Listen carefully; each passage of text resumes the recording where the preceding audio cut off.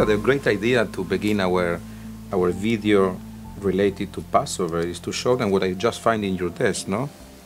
Look, this is what Rabbi Farber was reading.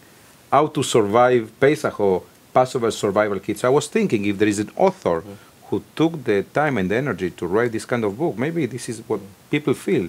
I survived Pesach. So you feel that you survived Pesach? Well, I got it because I know that at the end of Pesach, it's that sense of I got through it. It's me. How about our wives? What they go through? You know, they must have even more a sense of survived it.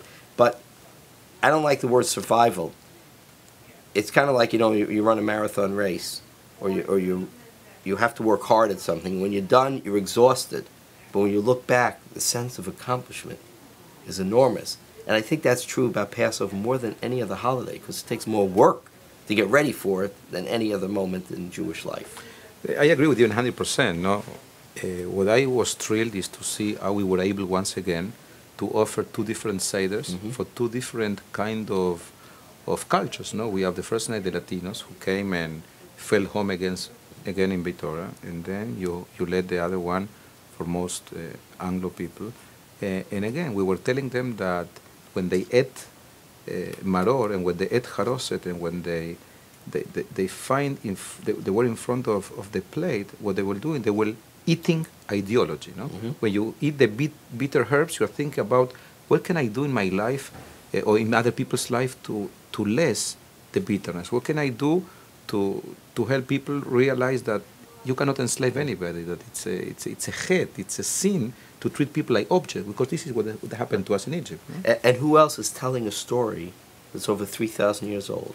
Still telling the story. Not just telling the story, but you pick up a newspaper, you listen to a news broadcast, everywhere in the world, you find some story that deals with a group or a nation or a people fighting for their freedom.